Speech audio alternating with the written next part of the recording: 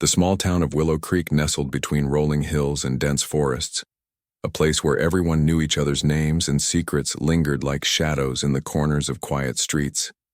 It was a town frozen in time, where life moved at a slow pace and people clung to traditions that had been passed down for generations. But beneath its idyllic surface lay stories untold, tragedies buried alongside the dead, waiting silently for someone brave enough to uncover them. Ethan Carter, now 24, had grown up here, just like his younger sister Emily.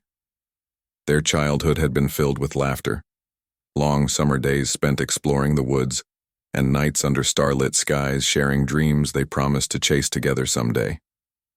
Yet those dreams were shattered when Emily died unexpectedly at the age of 15, leaving behind an emptiness that no amount of time could fill.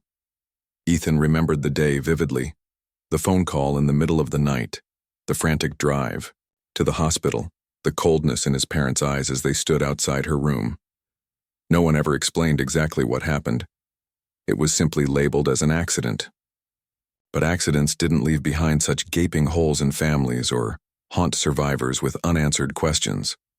Over the years, Ethan tried to move on, burying himself in work and distractions to avoid confronting the ache that never truly went away. He left Willow Creek after high school, seeking solace in bustling cities far from home, but even there, memories of Emily followed him like ghosts. Her smile lingered in photographs tucked away in drawers. Her voice echoed faintly in songs he used to hear her hum, and her presence seemed etched into every moment of joy or sadness he experienced. It wasn't until recently that Ethan began feeling an inexplicable pull toward Willow Creek again.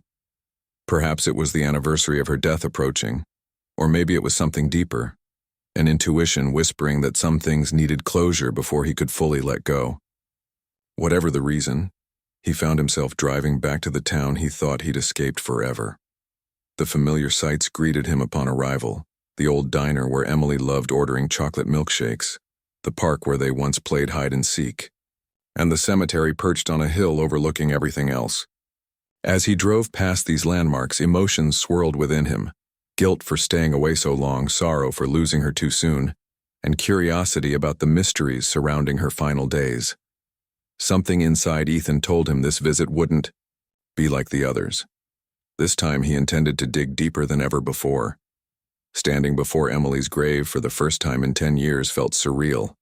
The headstone bore her name and dates, simple yet poignant reminders of how fleeting her life had been. Ethan knelt beside it, running his fingers over the engraved letters as if trying to touch her one last time. Memories flooded back uncontrollably.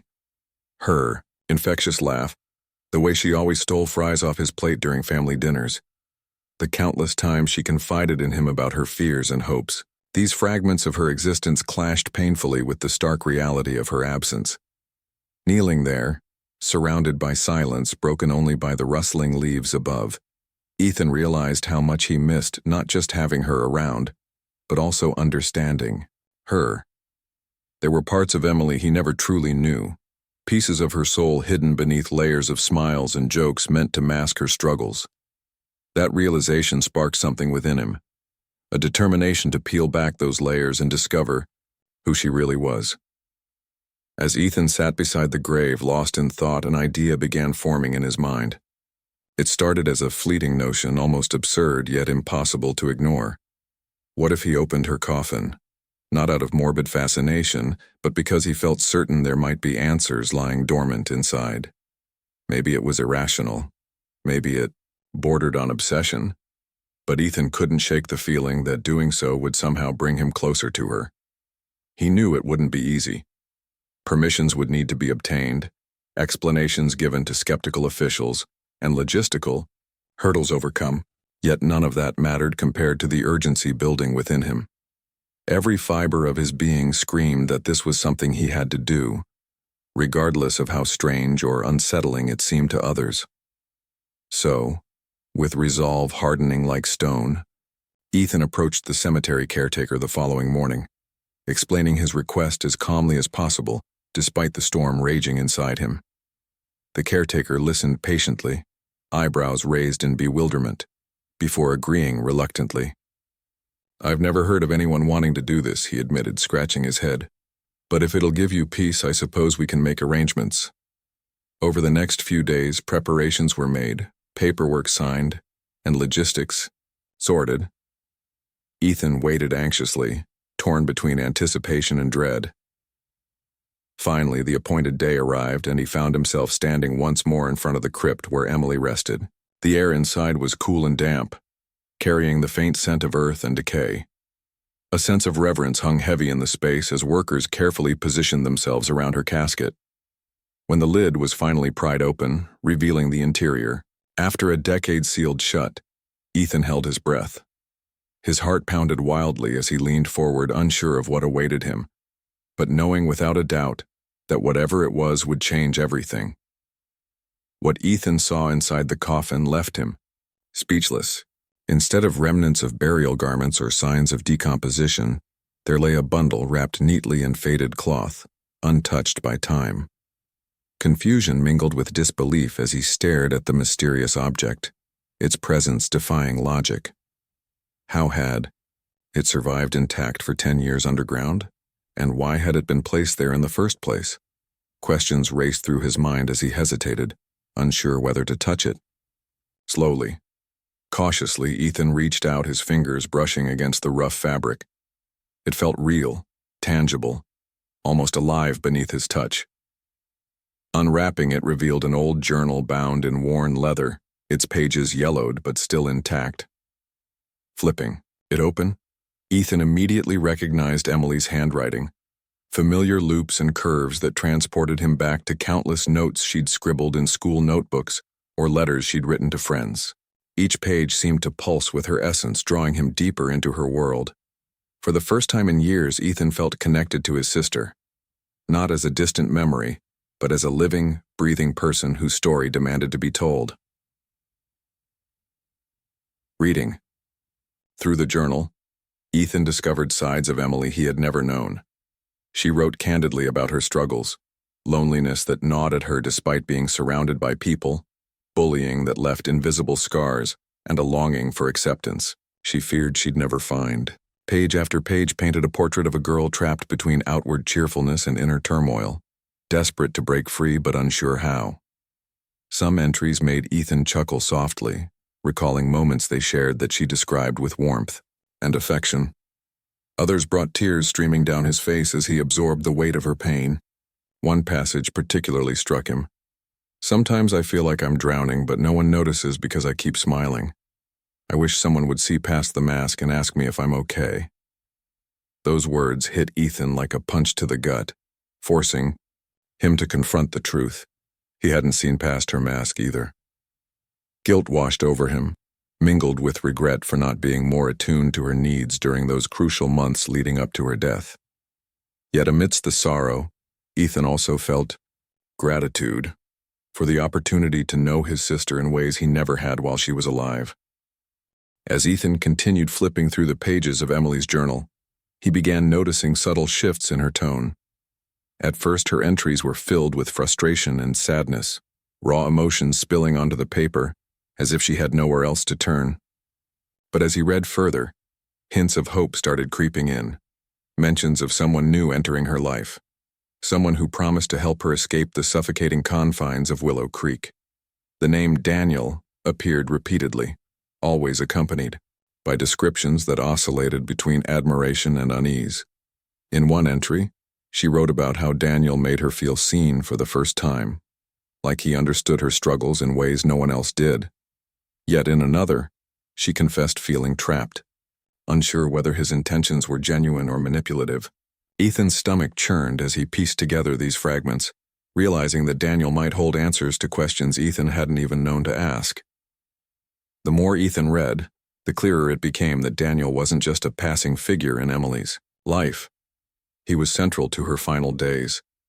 Entries toward the end of the journal grew increasingly cryptic, hinting at plans Emily didn't fully explain. She mentioned wanting to leave town, to start over somewhere far away where no one knew her name. But there was also fear, a palpable sense of danger lurking beneath her words. One particularly chilling passage read, "I don't know what to do anymore. He says everything will be okay, but I can't stop thinking about what happens if it isn't. What if leaving means losing myself completely? Those lines sent shivers down Ethan's spine.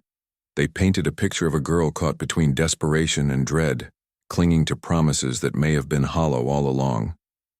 The thought gnawed at him relentlessly. Had Daniel played a role in her death? Or worse, had he orchestrated it?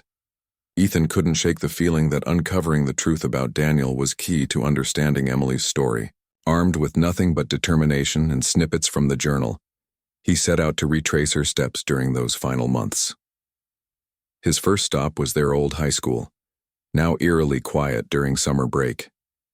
Walking through its empty hallways felt surreal, memories flooding back with every step.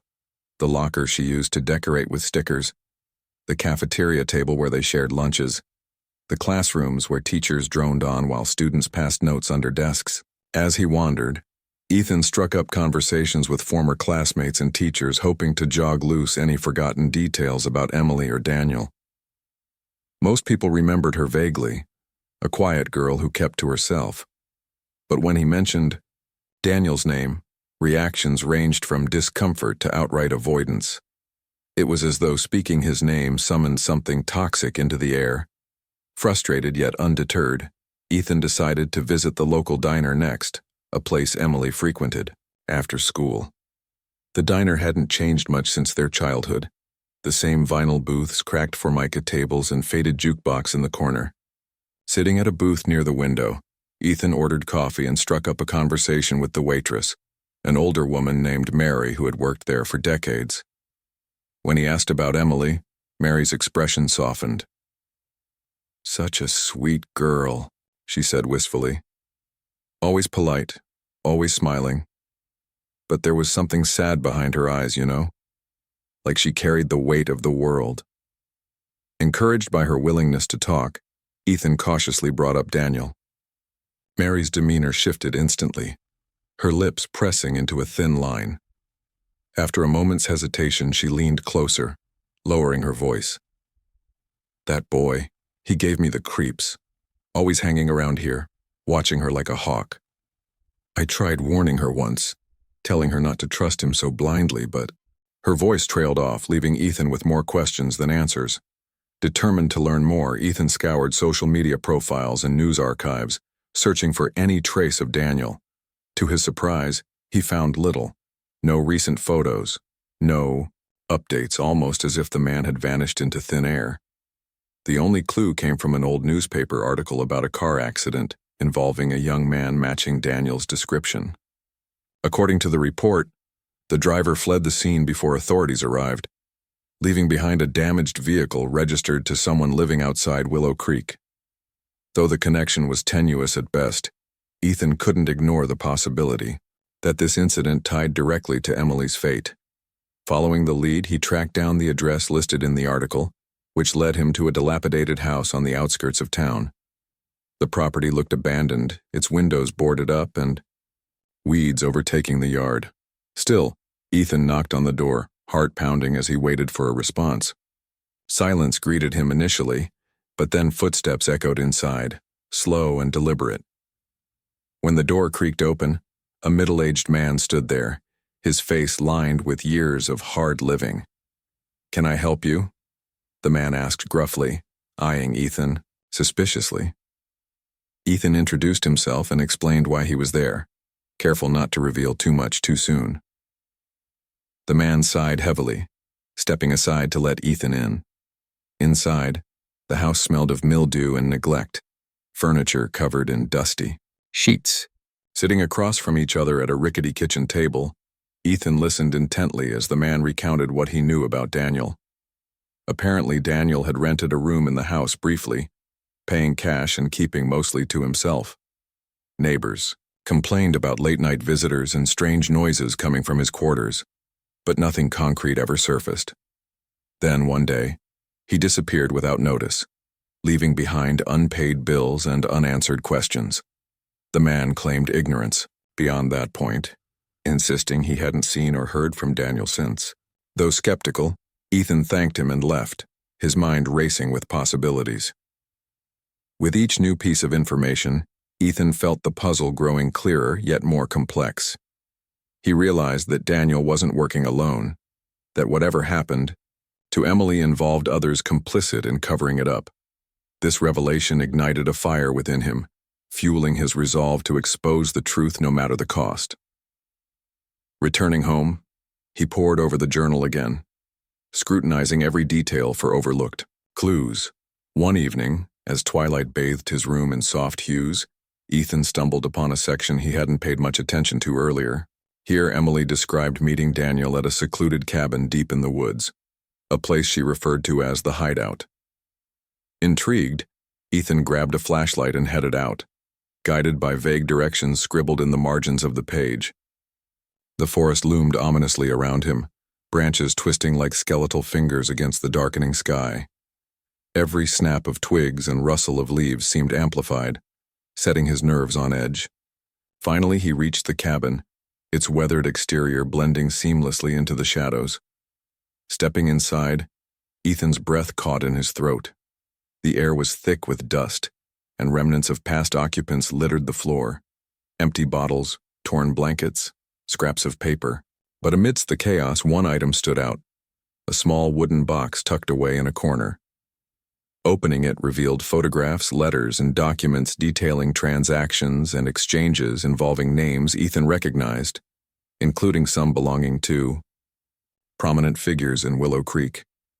Shock rippled through him as he realized the extent of corruption festering beneath the town's serene facade.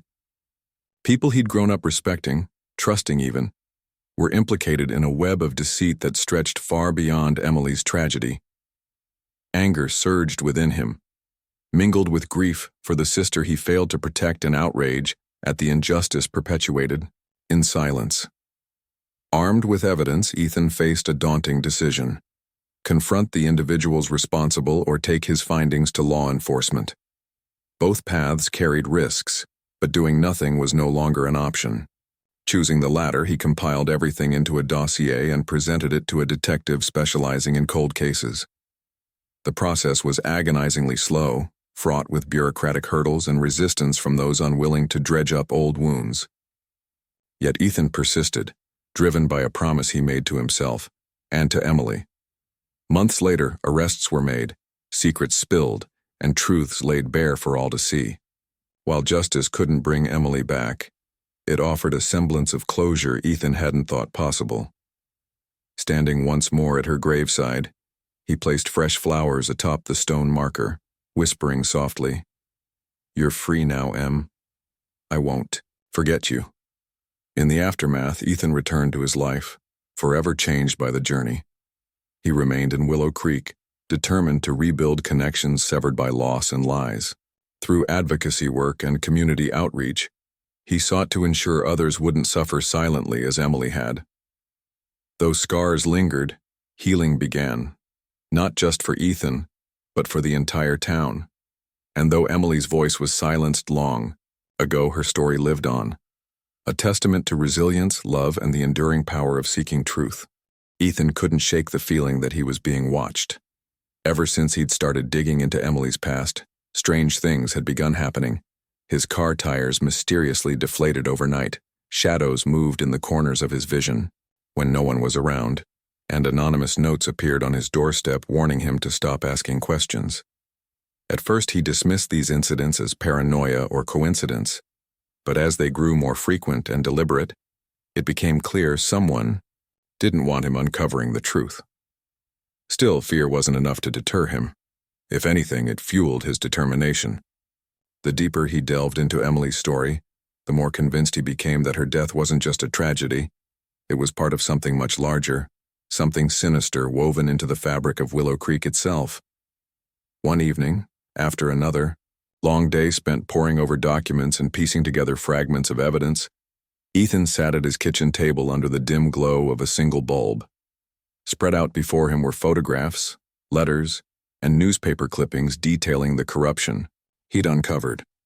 Each item pointed to names he recognized: local politicians, business owners, even members of law enforcement, all connected through Daniel, the enigmatic figure who had manipulated Emily before vanishing without a trace. But there was one name that kept surfacing repeatedly, always linked to key events leading up to her death. It belonged to Richard Holloway, a wealthy real estate developer whose influence stretched across the town like an invisible web. Richard's face adorned billboards and magazine covers, portraying him as a philanthropist dedicated to improving Willow Creek. Yet beneath this polished exterior lay a man willing to do whatever it took to maintain control, including silencing anyone who threatened his empire.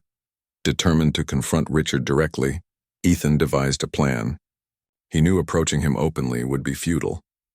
Richard wielded power effortlessly, dismissing anyone who dared challenge him with a smile and a handshake. Instead, Ethan decided to attend a charity gala hosted by Richard later that week, an event designed to showcase his generosity while solidifying alliances among the town's elite. Securing an invitation proved easier than expected. A friend from high school worked for the catering company hired for the occasion and slipped Ethan a uniform along with a badge identifying him as staff. Dressed in black slacks and a white shirt, Ethan blended seamlessly into the bustling crowd of servers carrying trays of champagne flutes and hors d'oeuvres. As guests mingled beneath sparkling chandeliers, laughing and exchanging pleasantries, Ethan observed Richard from afar, studying his every move. Richard commanded attention wherever he went, his charisma magnetic yet calculated.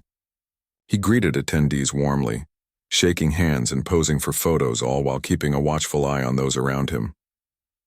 Ethan noticed how people deferred to him, their laughter fading slightly whenever he approached, as though intimidated by his presence. It was during one such interaction that Ethan spotted someone familiar standing near Richard, a middle-aged woman whose face triggered vague memories. She wore an elegant gown and carried herself with poise, but there was something unsettling about her demeanor, a tension barely concealed beneath her practiced smile. When she caught Ethan staring, her gaze lingered for a fraction of a second too long before shifting away dismissively. That brief moment sent a chill down his spine, reminding him once again how dangerous this game could become. As the night wore on, Ethan seized an opportunity to get closer to Richard.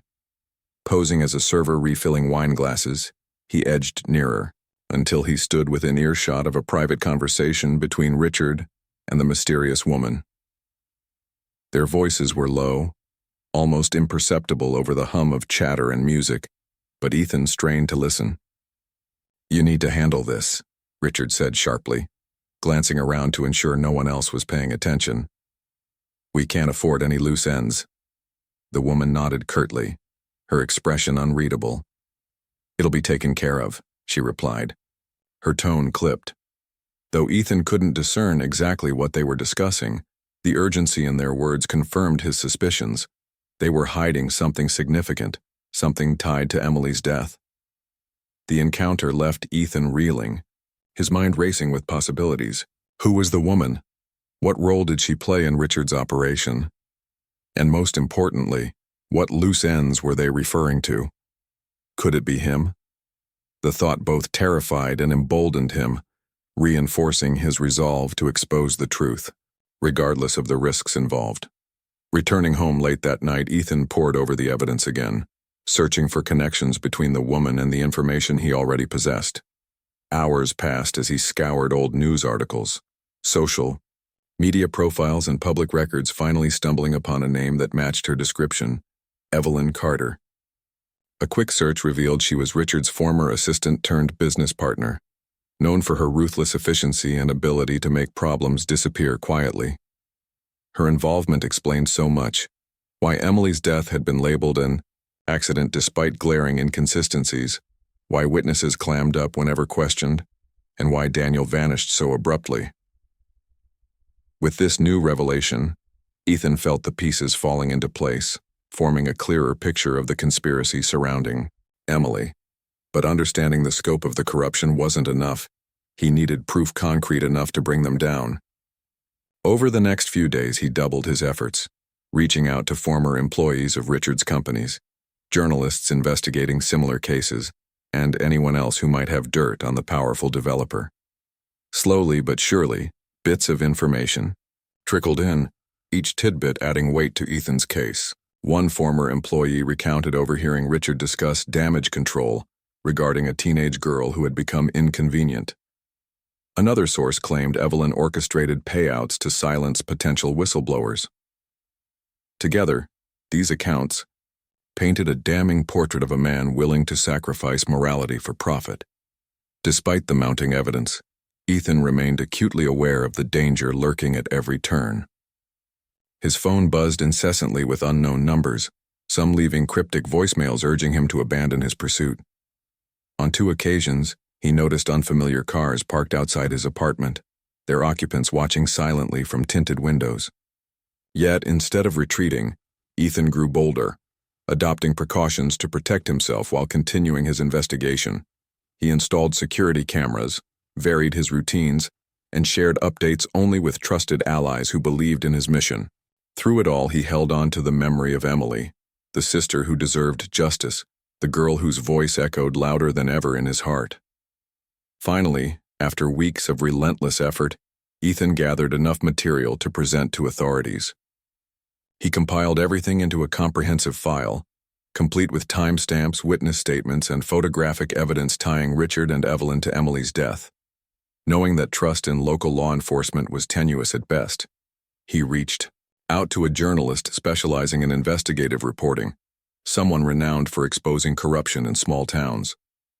The journalist agreed to meet discreetly, listening intently as Ethan laid out his findings. By the end of their conversation, she promised to dig deeper, using her resources to verify and amplify his claims.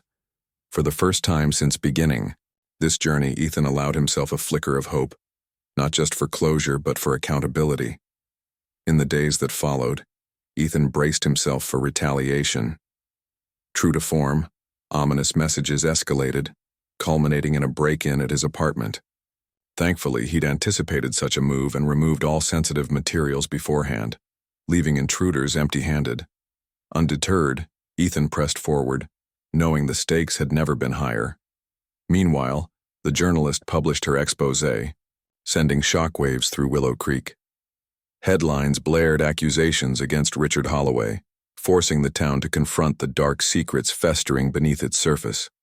Public outrage erupted, demanding answers and action. Law enforcement, previously complicit in covering up crimes, found themselves cornered, forced to investigate under intense scrutiny.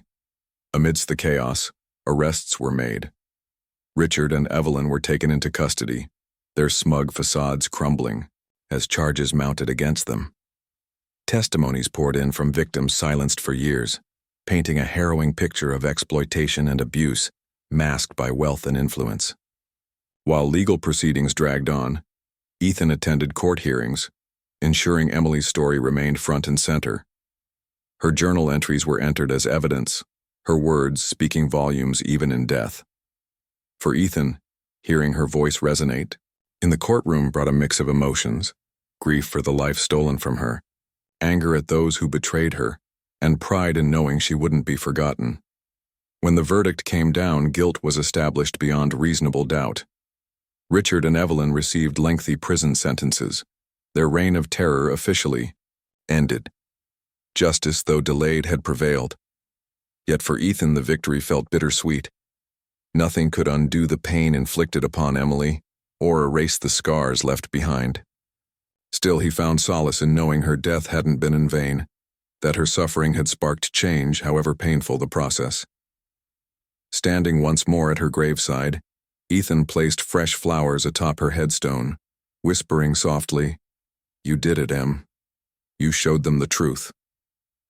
Life in Willow Creek slowly began to heal, wounds starting to mend as sunlight broke through decades of shadow. Ethan chose. The aftermath of Richard Holloway and Evelyn Carter's arrests left Willow Creek in a state of upheaval. The town, once thought to be a peaceful haven, now stood exposed as a place where power had corrupted absolutely. Conversations buzzed everywhere, over coffee at the diner, during Sunday sermons, and even among children on playgrounds. People whispered about who else might have been involved, how deep the rot truly went, and whether justice could ever fully repair what had been broken. For Ethan, this collective reckoning was both gratifying and overwhelming. He'd spent months chasing shadows, piecing together fragments of Emily's story, and fighting forces far greater than himself. Now that the truth was out, he struggled to adjust to the weight of it all. Every glance from strangers felt like judgment. Every mention of his name carried undertones of pity or admiration. But beneath the noise, there was silence. A void where Emily should have been. Ethan tried to focus on rebuilding, channeling his energy into projects aimed at healing the community. He organized support groups for families affected by similar tragedies, creating safe spaces where people could share their stories without fear of retaliation. He partnered with local schools to implement anti-bullying programs inspired by Emily's journal entries, ensuring no child would feel as isolated as she had. Yet despite these efforts, he couldn't escape the haunting realization that none of it brought her back. Nights were the hardest. Alone in his small apartment, surrounded by remnants of the investigation, photographs pinned to walls, highlighted documents scattered across tables, he often found himself staring at her picture. Her smile mocked him, reminding him of promises unkept and moments lost forever. Sleep eluded him, replaced instead by restless hours spent replaying memories and wondering if he'd done enough. One evening, while sorting through boxes of old belongings, Ethan stumbled upon something unexpected, a shoebox tucked away in the back of his closet. Inside were mementos from his childhood with Emily, ticket stubs from movies they'd watched together, dried flowers pressed between pages of books, and letters she'd written during summer camps. Among them lay a folded piece of paper, its edges worn from years of handling. Opening it, Ethan recognized it immediately, a note Emily had slipped into his backpack on the last day of school before her death. In neat handwriting she'd written, "No matter what happens, remember we're stronger together. Love always, Em." Tears blurred his vision as he clutched the note tightly, feeling her presence more vividly than ever before. It was as though she were standing beside him, urging him not to give up, not on himself, not on the town, and certainly not on her memory. Determined to honor her words, Ethan decided to take one final step toward closure. He reached out to Mary, the waitress from the diner who had shared insights about Emily's struggles years ago. Over tea at her modest home, he thanked her for her courage and updated her on everything that had transpired since their conversation. Mary listened quietly, nodding occasionally, her eyes glistening with unshed tears. When Ethan mentioned wanting to create a memorial for Emily, a garden dedicated to victims of bullying and exploitation, Mary offered her full support. Together, they brainstormed ideas, envisioning a space filled with vibrant flowers, benches for reflection, and plaques engraved with messages of hope. By the end of their meeting, Ethan felt a renewed sense of purpose, knowing Emily's legacy would live on in tangible ways. Word of the memorial project spread quickly, drawing volunteers from all corners of Willow Creek. Neighbors who had once turned a blind eye to injustice rallied around Ethan, eager to contribute however they could. Some donated plants and gardening tools, others offered labor, and a few even shared personal stories of loss, finding solace in the act of giving back. As construction began, Ethan worked tirelessly alongside them, digging soil, planting seeds, and shaping pathways under the sun. Each task became a form of meditation, allowing him to process emotions too raw for words. Watching the garden take shape gave him glimpses of beauty amidst the pain, a reminder that growth often follows destruction. On the day of the dedication ceremony, the entire town gathered in the newly completed garden. Rows of colorful blooms swayed gently in the breeze, their fragrance mingling with the scent of freshly cut grass. A stone monument stood at the center, inscribed with Emily's name and a quote from her journal. "Even in darkness, there is light waiting to break through." Speeches were delivered, tears shed, and hugs exchanged as people paid tribute to those whose voices had long been silenced. When it was Ethan's turn to speak, he stepped forward, clutching Emily's journal tightly in his hands. His voice trembled at first, but as he began reading excerpts aloud, it steadied, carrying her words to everyone present. "She taught me that love isn't just about holding on," he said finally, looking out at the crowd. "It's also about letting go, and trusting that even when we can't see someone anymore, they're still part of us. After the ceremony, Ethan lingered in the garden watching as visitors wandered among the flowers, leaving notes and tokens of remembrance. Children laughed as they ran through winding paths, their joy infectious. Couples held hands, finding comfort in shared grief. It was exactly what Ethan had hoped for, a living testament to resilience and connection, a place where sorrow coexisted with hope.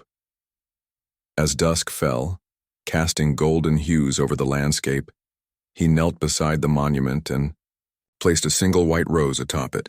Whispering softly, he promised Emily he'd continue honoring her memory, not just here but in every action moving forward. In the weeks that followed, life slowly returned to normal, or at least as close to normal as it could get after such profound change.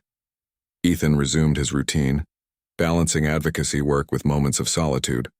He visited the garden daily, tending to plants and listening to the laughter of those who came to find peace within its borders.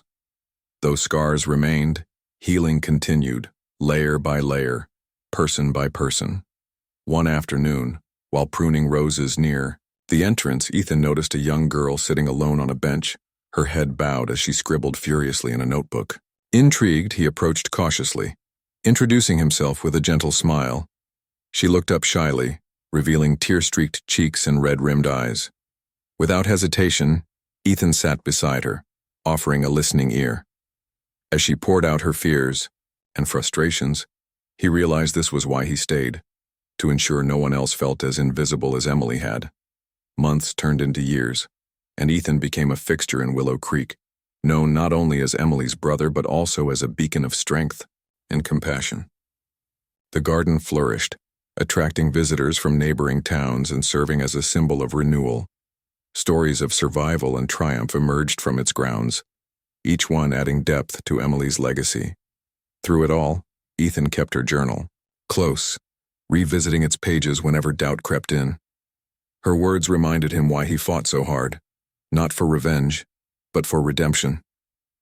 And though she was gone, her spirit endured, woven into the fabric of a town learning to heal.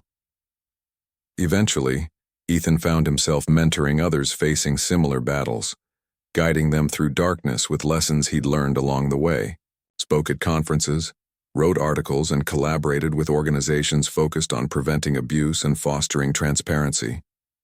Yet no matter how far his journey took him, he always returned to Willow Creek, to the garden where Emily's memory bloomed brightest. There, surrounded by flowers and sunlight, he allowed himself to dream again, not of what could have been, but of what still could be. For in uncovering the truth about his sister's death, Ethan discovered something equally profound: the power of love to transform pain into purpose. And in doing so, he ensured Emily's voice would never fade. Not in Willow Creek, not in his heart, and not in the countless lives she touched through him. Years passed, and Willow Creek transformed in ways no one could have predicted. The garden dedicated to Emily became more than just a memorial. It evolved into a sanctuary for those seeking refuge from their own battles. People traveled from distant cities to walk its winding paths, finding solace beneath the shade of towering trees and comfort in the vibrant blooms that seemed to whisper stories of resilience. Ethan watched this transformation unfold with quiet pride, knowing that his sister's legacy had taken root, not only in the soil, but also in the hearts of those who visited. Yet, as time went on, he began to notice subtle changes within himself, two shifts he hadn't anticipated when he first embarked on this journey. At first, Ethan thought his work was done. Justice had been served, the truth exposed, and a safe space created for healing. But the deeper he immersed himself in advocacy, the more he realized how vast the need truly was. Stories poured in from every direction, tales of abuse hidden behind closed doors, teenagers bullied into silence, and communities fractured by fear. Each story carried echoes of Emily's struggle, reminding him that while her battle had ended, countless others continued to fight unseen wars. This realization weighed heavily on him, yet it also ignited a renewed sense of purpose. If Emily's death had taught him anything, it was that even in loss, There is an opportunity to create light where darkness once thrived. One day, while tending to the roses near the entrance of the garden, Ethan met a young man named Lucas. He couldn't have been older than 18, with tousled hair and eyes that darted nervously around as if searching for escape routes. At first, Lucas lingered at the edge of the garden, hesitant to step inside. When Ethan approached, offering a friendly greeting, the boy flinched but didn't run. Instead, he mumbled something about needing a quiet place to think. Sensing vulnerability beneath the defensive exterior, Ethan invited him to sit on a nearby bench. Over the course of several visits, Lucas gradually opened up, revealing fragments of a life marked by neglect and exploitation. His story resonated deeply with Ethan, stirring memories of Emily's journal entries and the pain she endured silently for so long. Through conversations with Lucas, Ethan recognized patterns he'd seen before, patterns indicative of systemic issues that stretched far beyond Willow Creek. It wasn't enough to address individual cases. Real change required tackling the root causes of such suffering. Inspired by this insight, Ethan decided to expand his efforts beyond local initiatives. He partnered with organizations specializing in youth mental health, anti-bullying campaigns, and victim support networks. Together, they launched workshops, seminars, and outreach programs designed to educate communities about recognizing signs of distress and fostering environments where people felt safe speaking up. These endeavors took him across state lines, introducing him to individuals whose stories mirrored Emily's in heartbreaking detail. Despite the growing demands of his work, Ethan never lost sight of what mattered most: honoring Emily's memory authentically. He often returned to her journal, rereading passages that reminded him why he started this journey in the first place. Her words served as both anchor and compass, grounding him during moments of doubt and guiding him toward actions aligned with her spirit. One particular entry stood out, a simple yet profound reflection she'd written shortly before her death. "Sometimes I wonder if anyone will remember me when I'm gone. Not because I want fame or recognition, but because I want to leave something good behind." Those words haunted Ethan, not because they were sad, but because they underscored the responsibility he carried to ensure Emily's life left a lasting impact. As Ethan's reputation grew, so did invitations to share his experiences publicly. Television interviews, podcasts, and speaking engagements became part of his routine, each platform offering an opportunity to amplify voices often ignored. During these appearances, Ethan spoke candidly about grief, guilt, and the importance of confronting uncomfortable truths. He shared snippets of Emily's story, weaving them into broader discussions about accountability and justice. Audiences responded with overwhelming support, many reaching out afterward to express gratitude for his candor and courage. Through these interactions, Ethan realized he wasn't alone in his quest for healing. Countless others yearned for connection and understanding, hoping to turn their pain into meaningful action. But with visibility came challenges. Critics emerged, accusing Ethan of exploiting his sister's tragedy for personal gain or exaggerating details for dramatic effect.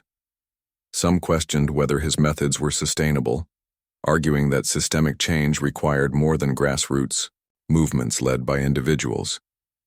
While these criticisms stung, Ethan refused to let them derail his mission.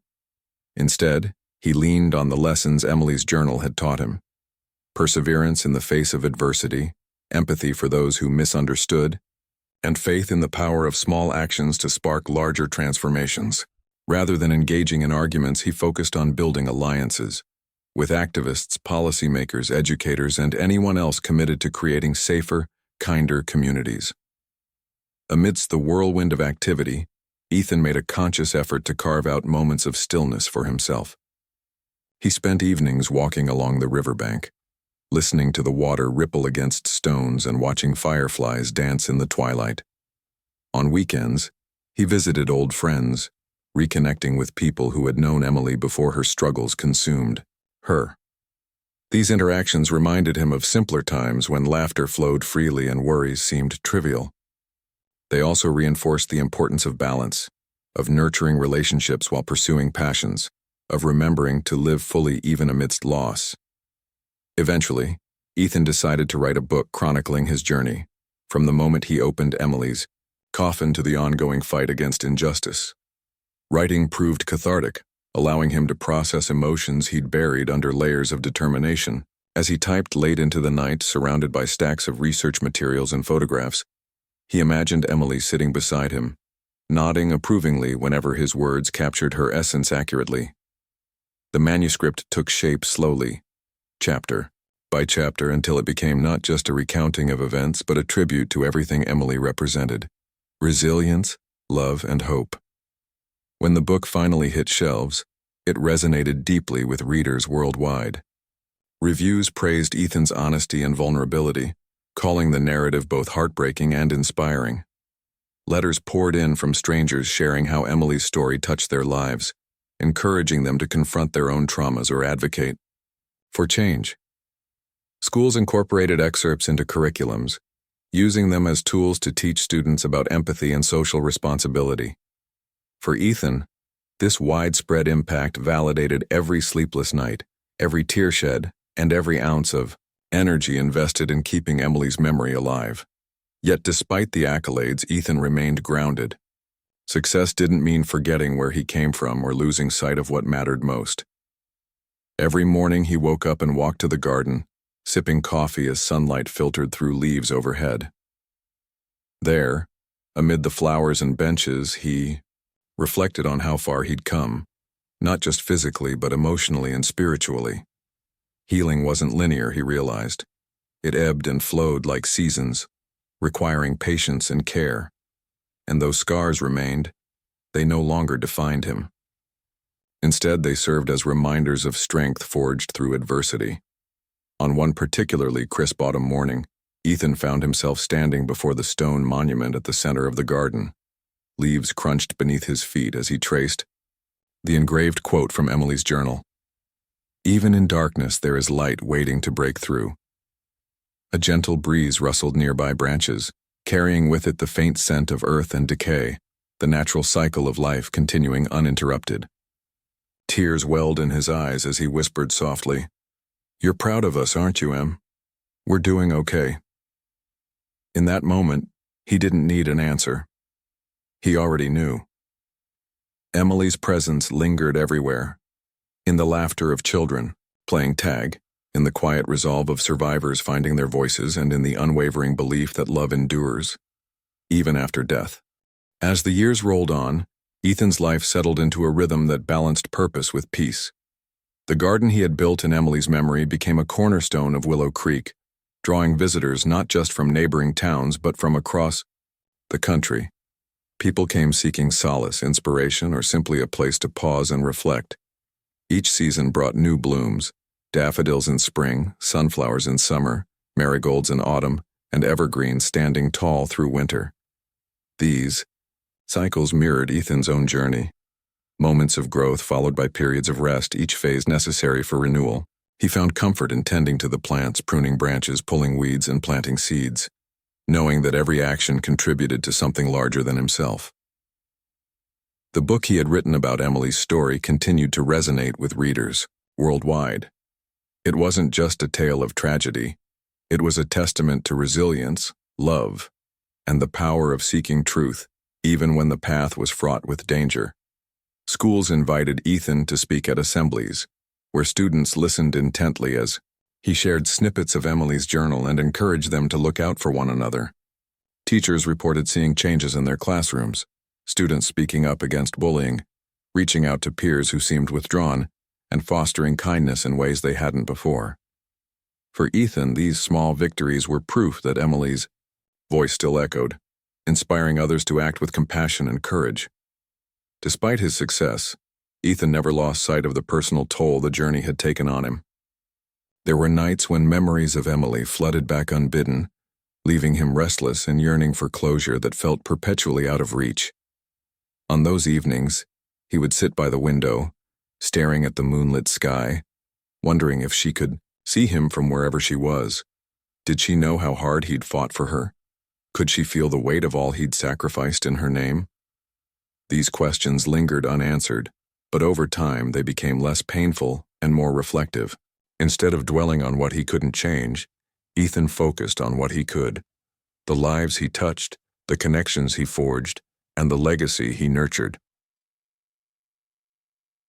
One crisp December morning, as snow blanketed the ground and transformed the garden into a serene winter wonderland, Ethan received an unexpected visitor.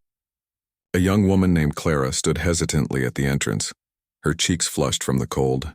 She introduced herself shyly, explaining that she had read his book and visited the garden multiple times over the past year. Her own story bore striking similarities to Emily's: isolation, manipulation, and ultimately escape from a toxic environment. But unlike Emily, Clara had survived, thanks in part to the resources and support systems Ethan had helped establish. "I wanted to thank you," she said softly, tears glistening in her eyes. "Your sister saved my life." Ethan was speechless. He had always hoped Emily's story would inspire change, but hearing it directly from someone whose life had been altered because of it filled him with an indescribable sense of fulfillment. Clara stayed for hours, sharing details of her journey and expressing gratitude for the safe spaces Ethan had created. As they walked together through the snow-covered paths of the garden, Ethan felt a profound shift within him, a realization that while he couldn't bring Emily back, he could ensure her spirit lived on through people like Clara. That afternoon, as they parted ways, Clara handed him a small envelope containing a handwritten letter. Inside she wrote, "Because of you and your sister, I learned that I am worth fighting for. Thank you for reminding me of that." Moments like these reinforced Ethan's belief in the ripple effect of kindness. Every action, no matter how small, carried the potential to transform lives. This understanding guided him as he expanded his efforts beyond Willow Creek. Collaborating with national organizations, he advocated for policy changes aimed at protecting vulnerable populations, teens, victims of abuse, and marginalized communities. His advocacy work took him to state capitals, conference halls, and community centers, where he spoke passionately about the importance of addressing systemic issues rather than treating symptoms. Though progress was slow and often met with resistance, Ethan remained steadfast, channeling Emily's determination into every endeavor. Back home, life in Willow Creek continued to evolve. The town, once defined by secrets and silence, embraced transparency and accountability. Conversations about mental health, bullying, and exploitation became commonplace, replacing the stigma that had once silenced so many. Local leaders implemented programs inspired by Ethan's initiatives, ensuring future generations wouldn't face the same challenges Emily had. Even Richard Holloway's empire crumbled entirely, its remnants dismantled piece by piece as legal proceedings revealed further layers of corruption. The town emerged stronger, united by shared experiences and a commitment to doing better. For Ethan, this transformation was bittersweet. While he celebrated the positive changes, he couldn't help but mourn the years lost to fear and denial. How different might things have been if someone had intervened sooner in Emily's life? If she had known there were people willing to listen, places she could turn to for help? These thoughts haunted him, but they also fueled his resolve to create a world where no one would suffer in silence again. He poured his energy into mentoring young activists, teaching them strategies for advocacy and empowering them to lead movements of their own. Watching these individuals step into leadership roles filled him with pride, knowing the fight for justice would continue long after he was gone. As time passed, Ethan began to let go of the guilt that had weighed heavily on him for so long. He realized he couldn't change the past, but he could shape the future, and that was enough. Visiting Emily's grave became less about grieving and more about celebrating her impact. He brought fresh flowers regularly, sharing updates about the garden, the book, and the countless lives she had touched indirectly. Sometimes he sat beside her headstone for hours, talking about everything and nothing, imagining her laughter, floating on the breeze. In these moments, he felt closest to her as though she were still part of his everyday life. Eventually, Ethan decided to take a step back from the constant hustle of advocacy work. Not because he was done, but because he recognized the importance of self-care. He rented a small cabin near the edge of town, surrounded by woods where he and Emily used to play as children. There, he spent quiet mornings writing, afternoons, gardening, and evenings watching sunsets paint the horizon in hues of gold and crimson. The simplicity of this existence brought him immense joy, a reminder that happiness didn't require grand gestures or monumental achievements. It could be found in the smallest, most ordinary moments. Yet even in retreat, Ethan remained connected to the causes he cared about. Letters arrived weekly from strangers thanking him for his work, sharing stories of survival and triumph. Local schools invited him to participate in annual events honoring Emily's memory, ensuring her legacy remained alive in younger generations. And the garden continued to thrive, tended by volunteers who viewed it as a sacred space worthy of preservation. Ethan visited often, marveling at how much it had grown since its humble beginnings. What started as a personal tribute had blossomed into a symbol of hope for an entire community. On one such visit, Ethan noticed a group of teenagers gathered around the stone monument. They were laughing, taking selfies, and reading aloud the quote engraved on its surface. "Even in darkness there is light waiting to break through." One girl turned to her friends and said, "That's true, isn't it? No matter how bad things get, there's always a way out." Ethan smiled, feeling a lump rise in his throat. These words, penned by Emily during her darkest days, had transcended time and circumstance, offering comfort to those who needed it most. Standing there, watching the next generation embrace her message, Ethan felt a deep sense of peace. He knew then that Emily's story would endure, not just in books or gardens, but in the hearts of those who carried her lessons forward. Her death had sparked a movement, igniting flames of change that refused to be extinguished. And though Ethan missed her fiercely, he took solace in knowing she hadn't truly left. She lived on in every act of kindness, every voice raised against injustice, and every soul brave enough to seek light in the shadows. As he walked away from the garden that day, snow crunching beneath his boots and sunlight warming his face, Ethan whispered softly, "We did good, Em. You'd be proud."